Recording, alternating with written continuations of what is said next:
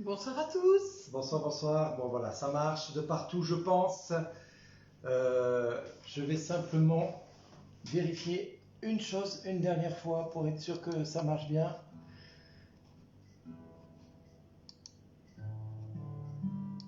Voilà. Là, ça devrait démarrer correctement. Hop. Non, on a toujours pas démarré. Oui, voilà. Est-ce que vous nous voyez? C'est bon. Allez, c'est parti. Super, bonne soirée. Bonne soirée à tous. Voilà, je pense que sur YouTube ça marche aussi. Ouais. Alors on est un petit peu décalé par rapport à YouTube et Facebook, c'est normal parce qu'on passe par Zoom ce soir volontairement. On a réussi à faire les réglages. Donc on est heureux de vous retrouver tous et toutes. Et on va commencer tout de suite par la louange.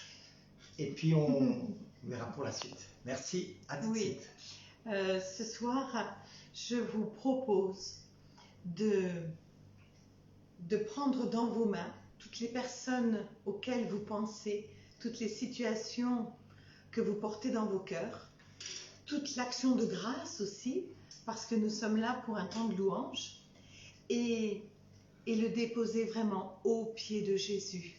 Et nous allons chanter « À l'agneau de Dieu soit la gloire ». À l'agneau de Dieu, la victoire pour les siècles des siècles. Amen.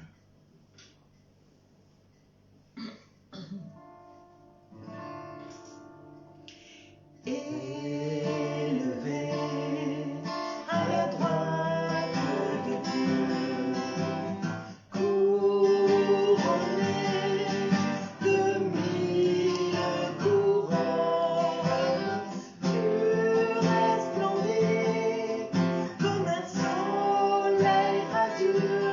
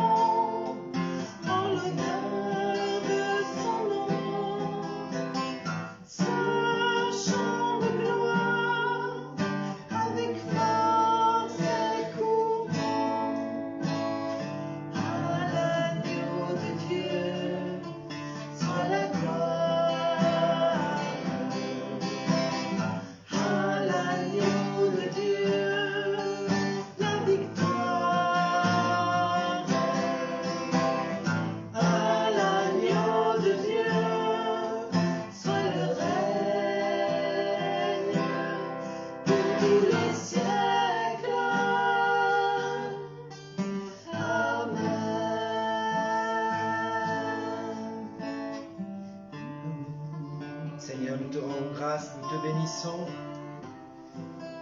pour tout ce que tu veux faire ce soir dans les cœurs pendant cette demi-heure. Déjà, nous te remercions de venir nous aider dans cette technique qui, de jour en jour, trouve des solutions aux problèmes que nous avons jusqu'à maintenant. Tout est grâce avec toi, Seigneur. Tout est vraiment grâce. Et ce soir, nous voulons te présenter tous ceux qui se sont confiés à notre prière. Je pense à Ophée, à Sidonie, à la sœur de Sidonie, à son enfant. Nous te confions aussi tous ceux qui se sont confiés, comme nous pensons tout particulièrement à Maxime, à Mathis, à Gabriel, à Angélique, à Agnès, à Claire, à Laurent. Seigneur, nous te confions aussi tous ceux qui continuent à se confier à notre prière, à Calix, au Cameroun, à Peter et Odette au Québec, Michel et Nathalie, Kees et Dolph en Hollande, Nigel en Afrique du Sud. Te confions aussi tous ceux et toutes celles qui sont loin et qui prient ce soir pour nous. Je te remercie aussi pour tous mes frères des églises réformées, tous ceux qui se sont associés à notre prière ce soir, ceux qui sont issus de la réforme, que ce soit pentecôtistes, baptistes, évangéliques, peu importe ce que vous êtes, soyez les bienvenus ce soir. C'est dans cette unité que nous voulons partager ce temps, c'est dans cette unité que nous voulons manifester la gloire de Dieu. C'est dans cette unité que nous voulons que les cœurs soient réunis. Nous saluons tous les membres de nos familles réciproquement. Nous leur disons bonjour, bonsoir plutôt. Nous te confions aussi tous ceux qui vivent de grands désarrois ce soir par rapport à tout ce qui se passe dans notre pays.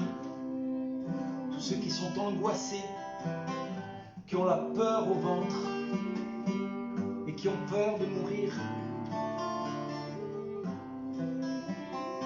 Ou peur de contaminer, peur d'être contaminés. Seigneur, nous voulons te les présenter ce soir afin que ce soit ta grâce qui surabonde ce soir dans les cœurs, dans les chaumières, chez tous nos frères et nos sœurs qui te présentent leurs membres de leur famille, Seigneur. Nous voulons te confier aussi tous ceux qui se sont déclarés dernièrement en nous disant qu'ils avaient des problèmes de santé, qu'ils devaient passer des examens médicaux, des opérations à venir. Seigneur, nous te les présentons afin que tu viennes les visiter ce soir et les guérir par ton onction, Seigneur. Pour ta plus grande gloire, Seigneur, qu'ils puissent tous devenir des témoins de ta fidélité au milieu de nous, Seigneur. Et enfin, Seigneur, nous voulons te présenter tous ceux qui sont enchaînés par toutes sortes d'addictions, afin qu'ils soient libérés ce soir par ta grâce. Tous ceux qui ne te connaissent pas, nous te prions leur cœur et leurs esprits afin qu'ils puissent te confesser en fin de prière ce soir, qu'ils puissent confesser ton saint nom. Merci Seigneur pour ce que tu as prévu de faire dans les cœurs, dans les corps, dans les esprits et dans toutes les situations que tous nos frères et toutes nos sœurs rencontrent aujourd'hui.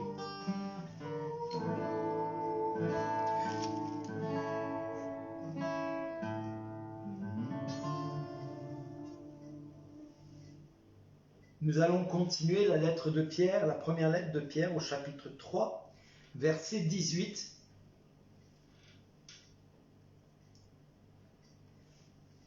Chapitre 3, verset 18 de la première lettre de Pierre.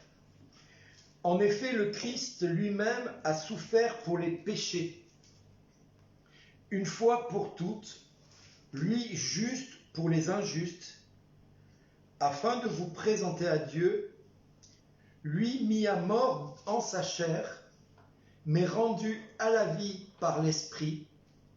C'est alors qu'il est allé prêcher même aux esprits en prison, aux rebelles d'autrefois, quand se prolongeait la patience de Dieu au jour où Noé construisit l'arche, dans laquelle peu de gens, 8 personnes, furent sauvées par l'eau.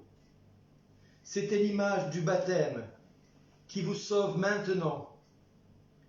Il n'est pas la purification des souillures du corps, mais l'engagement envers Dieu d'une bonne conscience. Il vous sauve par la résurrection de Jésus-Christ, qui, parti pour le ciel, est à la droite de Dieu et à qui sont soumis anges, autorité et puissance. C'est un texte qui est puissant ce soir, je ne vous le cache pas. Et le Seigneur vient de me révéler quelque chose, et j'hésite encore à vous en parler, parce que je sais que ça va faire grincer des dents pour certains. Mais tant pis, je vais y aller. Seigneur, tu passes devant et tu ouvres mes lèvres pour que seuls tes mots passent et non pas mon intelligence, mais tes mots, Seigneur Jésus. Amen. Vraiment que ton Saint-Esprit guide tout ce que j'ai à dire sur ce texte qui est puissant et d'entre ce que tu viens de me montrer, quelque chose que j'ai lu des dizaines, voire même des vingtaines, des centaines de fois et que je n'ai jamais vu et que là je viens de découvrir. C'est incroyable des fois quand on lit un passage comme quoi le Saint-Esprit œuvre et veut nous faire comprendre des choses auxquelles on ne s'attend pas. Et là par exemple, une chose que j'ai toujours lue et que j'ai toujours trouvé normale de lire ça, en effet le Christ lui-même a souffert pour les péchés une fois pour toutes. Le sacrifice du Christ a été fait une fois pour toutes. Il n'a pas besoin d'être fait. Lui le juste pour les injustes, afin de vous présenter à Dieu, donc c'est nous, afin qu'il nous présente à Dieu. Amen. Lui mis à mort en sa chair, mais rendu à la vie par l'Esprit. C'est-à-dire que l'Esprit de Dieu est venu ramener en Jésus l'Esprit de Dieu qui était en lui déjà, mais il l'a ramené à la vie, à la vie. Or, aujourd'hui, on entend parler de mort dans tous les coins de rue, dans tous les carrefours, dans tous les cafés, enfin les cafés qui sont fermés maintenant, mais dans toutes les zones où les gens se rencontrent, les gens ont peur de mourir. Et là, Jésus dit, il nous a rendu la vie, quelque part. Lui qui a été mis à mort dans sa chair, a rendu la vie, mais rendu à la vie par l'Esprit. C'est alors qu'il est allé prêcher même aux esprits en prison. Et là, je vais m'attacher sur ce passage-là, parce que aux esprits en prison, ce n'est pas les prisonniers auxquels Dieu ne pense à ce moment-là. Non, et Pierre ne parle pas de ceux qui sont en prison. Non, il parle aux rebelles d'autrefois. Et qui sont ces rebelles d'autrefois? Quand se prolongeait la patience de Dieu au jour de Noé. Il remonte à Noé. Il remonte à Noé. Je ne sais pas si vous imaginez, là, quelque part, Jésus est allé prêcher la vie à ceux qui étaient morts du temps de Noé. Waouh! Déjà là, il faut faire fort. D'accord? Parce que nous, on prêche la vie à des vivants. Lui, il est allé chercher ceux qui étaient en prison du temps de Noé, c'est-à-dire ceux qui sont morts le jour du déluge et qui, depuis le déluge, vont toujours au même endroit. Jésus est allé les chercher. Il est allé prêcher chez eux les esprits en prison. Quand se prolongeait la patience au jour de Noé, où Noé construisit l'arche dans laquelle peu de gens, 8 personnes, furent sauvées par l'eau. Donc, quelque part, Noé n'a pas été sauvé par l'arche, mais sauvé par l'eau. Alors que les autres sont morts à cause de l'eau. Je ne sais pas si vous imaginez un petit peu le dilemme qui se passe dans ma tête à cette heure-ci. On parle des esprits morts, on prêche à des esprits morts, et cela me fait rebondir sur un passage de l'Écriture quand Jésus monte au mont Tabor avec Pierre, Jacques et Jean. Et qui se trouve et qui apparaît à côté de Jésus dans la lumière? Moïse et Élie. Deux personnes bel et bien mortes de ce temps-là. Mortes ou emportées, ou tout simplement... plus de ce monde. Plus de ce monde en tout cas. On est bien d'accord.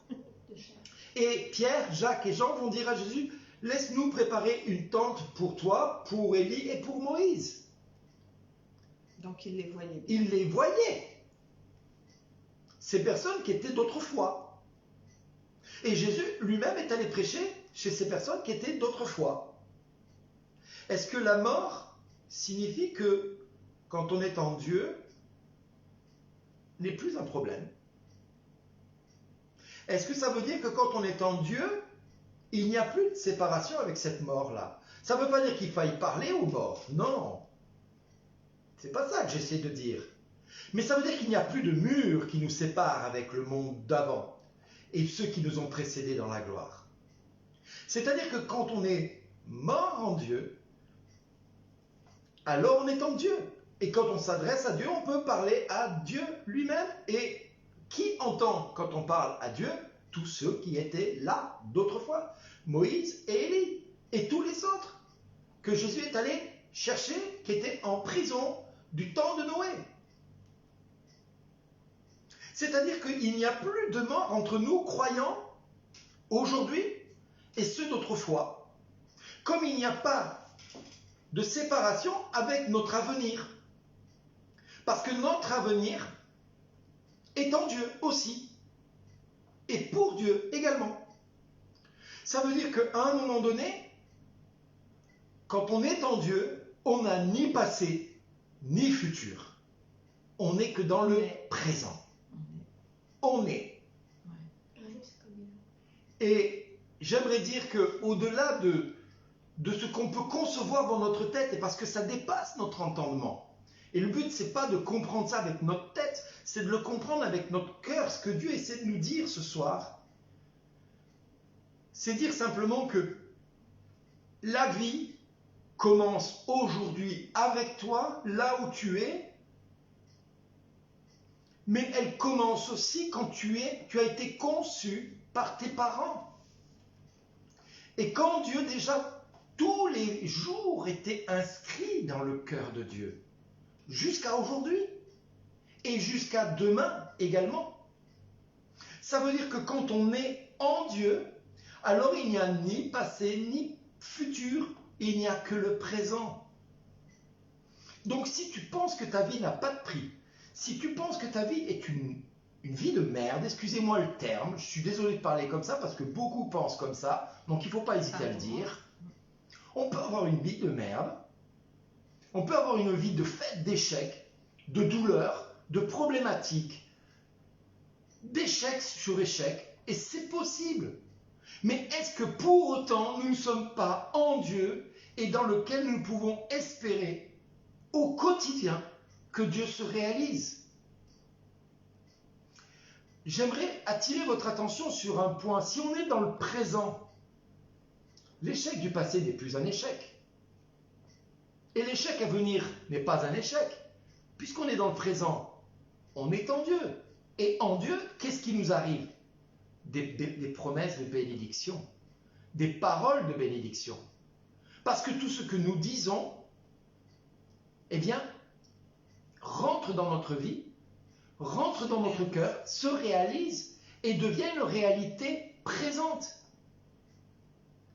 Nous pouvons tous, à un moment donné, nous poser la question de savoir où j'en suis avec Dieu. Nous pouvons tous émettre aussi la question de dire pourquoi je n'y arrive pas? Pourquoi je n'arrive pas à franchir le cap de ce qui est dur aujourd'hui? Et des fois, je vois des personnes qui disent ça fait 5 ans, 10 ans, 20 ans que j'ai donné mon cœur à Jésus et c'est toujours la même chose. Alors j'ai envie de vous dire simplement en toute humilité, bienvenue au club. bienvenue au club. Parce que le serviteur n'est pas plus grand que le maître. Et ce qui est arrivé au maître nous arrivera à nous aussi parce que nous le suivons. Parce que nous le cherchons en vérité.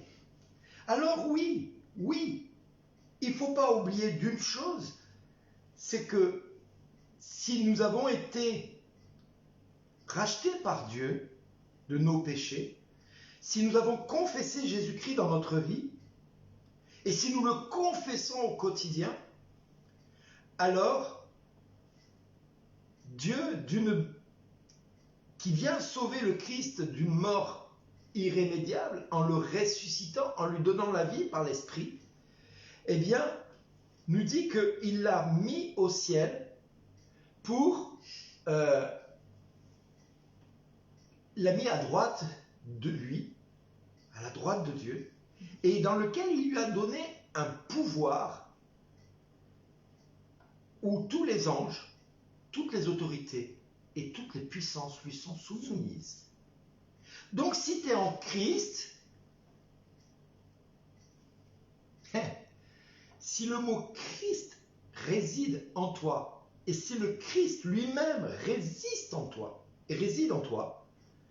eh bien dis-toi une chose, les anges, les autorités et les puissances sont soumises, et rien ne peut t'arriver si Dieu ne le permet pas.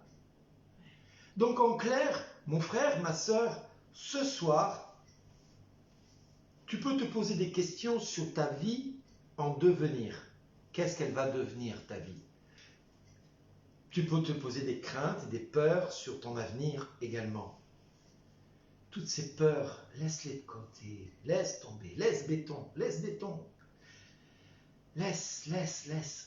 Parce que Dieu, il te dit qu'il a mis Jésus à sa droite, dans lequel il a soumis, et il a donné autorité à Jésus, que tous les anges, toutes les autorités et toutes les puissances lui sont soumises. En clair, rien ne peut t'arriver si Dieu ne le permet pas. Et je voudrais achever cette petite réflexion sur vous, sur le fait de dire que nos cœurs ne nous appartiennent pas. Notre vie ne nous appartient pas. Nous ne sommes plus à nous. Ce n'est plus moi qui vis, c'est Christ qui vit en moi, dit Paul. Donc si Christ vit en moi, je n'ai pas à avoir peur de demain. Amen. Et que pourrait un homme contre moi? Que pourrait une maladie contre moi? Que pourrait la famine contre moi? Que pourrait être pour moi, contre moi, quelque chose ou quelqu'un ou une quelque puissance? Rien ne pourrait me séparer de l'amour de Christ en moi. Rien. Parce que Christ est pour moi en toutes choses et en toutes circonstances. Il est là et il se déclare devant son Père, notre Père à tous, en notre faveur. Donc si je suis tout à lui, il est tout à moi et nous sommes tout à lui. Amen. D'accord? Donc aujourd'hui, frères et sœurs, vous allez simplement dire dans cette prière, pendant qu'on va chanter un dernier chant, vous allez dire à Dieu ceci: Jésus, aujourd'hui, je crois en toi avec ma tête, peut-être un peu avec mon cœur, peut-être un peu avec mes tripes, mais je voudrais pouvoir crier vers toi un cri qui vient de là, de mes entrailles, qui vient du plus profond de ce que je retiens comme émotion, pour te dire à toi, Jésus, vers qui pourrais-je aller, Seigneur? C'est toi qui as les paroles de la vie. Vers qui pourrais-je espérer si ce n'est pas en toi? Alors nous allons pouvoir dire à Dieu, du fond de nos entrailles, là, vous imaginez vos entrailles que vous mettez à plat devant le Seigneur en disant: Seigneur, j'en peux plus de cette vie. Je veux m'abandonner dans tes mains. Je veux me tourner dans tes mains. Je veux être en toi. Et je veux que ce soit plus moi qui vive, mais que ce soit toi qui vives en moi. Que chaque fois que je me vois dans un miroir, je puisse te contempler, Seigneur. que je puisse te contempler tel que tu es en moi. Que j'en ai marre de regarder ma vie de troubadour qui est baladé, bousculé, secoué par toutes sortes d'épreuves qui font que par moments, je ne sais plus où j'en suis, j'en ai marre, j'ai envie de jeter l'éponge. Mais oui, mais ça c'est normal. C'est normal d'avoir ce désir et cette tentation. Mais nous devons aujourd'hui nous tourner vers Dieu et dire, Seigneur, je veux enfin lâcher le volant de ma vie, je veux que tu prennes ma vie entre tes mains et que tu me conduises là où tu veux que j'aille et non plus là où moi j'aimerais aller. Je veux que tu me conduises sur les chemins de la liberté. Et je repense simplement à ce dessin animé, libéré, délivré. Hein, vous vous rappelez? Eh bien, on va tous le chanter, libéré, délivré. Peu importe. Mais ce soir, et juste après nous, il y a Carlos Payan qui se réunit avec un groupe. N'hésitez pas à aller avec Carlos ce soir, parce que il y a des choses qui se passent, il y a des choses qui vont se passer aujourd'hui dans nos cœurs, dans nos vies, dans notre pays, chez nos gouvernants. Mais il faut croire que nous pouvons ce soir espérer en cette liberté des enfants de Dieu plus que jamais, même si tout est contre à nos yeux aujourd'hui, même si tout semble s'y opposer. Nous sommes un peuple puissant parce que Christ réside en nous. N'ayons plus peur des circonstances. N'ayons plus peur des circonstances et des temps. Et qu'il est victorieux. Il a déjà la victoire. Il a la victoire. Amen, amen, amen. Donc si nous sommes victorieux, professons cette victoire, professons cette grandeur de notre Dieu dans notre vie à nous, chrétiens, et croyons envers et contre tout que rien ne pourra nous séparer de son choix, de nous avoir choisis bien avant que nous l'ayons choisi, parce qu'il nous a aimés depuis toute éternité. Amen. Je rajouterai juste un point. Comment Dieu se présente à Moïse? Dans notre traduction en français, c'est « Je suis ». Il n'est pas le Dieu d'hier, ni le Dieu de demain. Il est le Dieu d'aujourd'hui. Amen. Je suis. Amen. Alors adressons-nous à Je suis, et pas à Charlie, mais à Jésus.